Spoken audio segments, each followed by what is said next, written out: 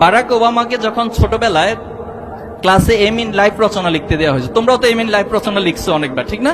মুখস্থ করে লিখছো, I want to be doctor. Doctor হবা না কি হবা সেটা পরে দেখা যাবে, বাট আপাতত পরীক্ষা পাশ করার জন্য ডক্টর হিসেবে এম ইন লাইফ হিসেবে রচনাটা খুব ভালো লিখছে এবং খুব ভালো মার্কসও পাইছো আশা করছি। তো বারাক ওবামা যখন রচনা লিখতে যাবে এম ইন লাইফ, তিনি চিন্তা করলেন যে আমি কি হতে পারি।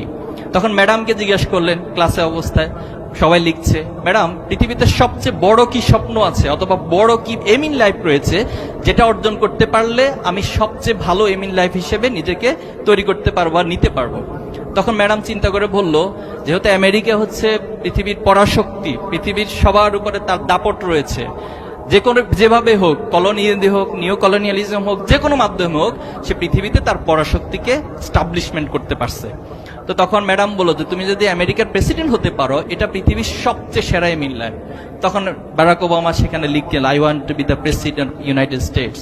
এবং পরবর্তীতে তিনি যেটা করলেন যে আমেরিকার যত প্রেসিডেন্ট ইতিপূর্বে ছিল সবার বায়োগ্রাফি তিনি পড়লেন, সবার লাইফ স্টাইল তিনি পড়লেন, সবার একাডেমিক কি কোয়ালিফিকেশন ছিল সেটা তিনি পড়লেন, সবাই তার পার্টিকুলার জায়গায় কোথায় কোথায় স্কিল ছিল, এই সব কিছুকে তিনি একটা হলিস্টিক জায়গা থেকে স্টাডি করে নিজের জন্য করণীয় ঠিক করলেন। এবং তার প্রমাণ আমরা দেখেছি যে তিনি পরবর্তীতে আমেরিকার প্রেসিডেন্ট হতে পেরেছেন। এজন্য তুমি তোমার স্বপ্নকে কোথায় নিয়ে যেতে চাও, তুমি নিজের ঝোঁক প্রবণতা কোন দিকে আছে, কোন দিকে তুমি মুভ করলে নিজের জন্য কমফোর্ট ফিল করো, সেটা বাছাই করেই তোমাকে সেদিকে যেতে হবে এবং প্রস্তুতি নিতে হবে। তোমাকে সার্বিক শুধুমাত্র এখন তুমি স্বপ্ন দেখলা, আমার আগে আমাদের স্যার বলেছেন আবুল কালাম, এপিজে আব্দুল কালামের উদাহরণ দিয়ে, যে স্বপ্ন হচ্ছে সেটা যেটা তোমাকে ঘুমাতে দিবে না, তোমাকে অল টাইম একটা প্রেরণা, একটা প্রেষণার মধ্য দিয়ে নিয়ে যাবে যে আমাকে আমার এই স্বপ্ন, আমার এই গোল অবশ্যই বাস্তবায়ন করতে হবে। আর একটা কাজ করতে হবে, লেগে থাকতে হবে। তুমি যখন একটা স্বপ্ন অথবা একটা প্রচেষ্টার মধ্যে অল টাইম লেগে থাকবা, মনে করবা যে একটা না একটা পর্যায়ে তুমি অবশ্যই সফল হবা।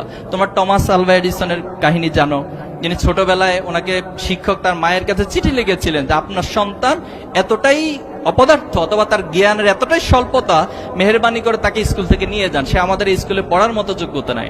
অথচ সেই টমাস আলভা এডিসন পৃথিবীতে একটা চমক লাগানো কাজ করেছেন। আজকে যে বৈদ্যুতিক বাল্ব সেটা তিনি আবিষ্কার করেছেন।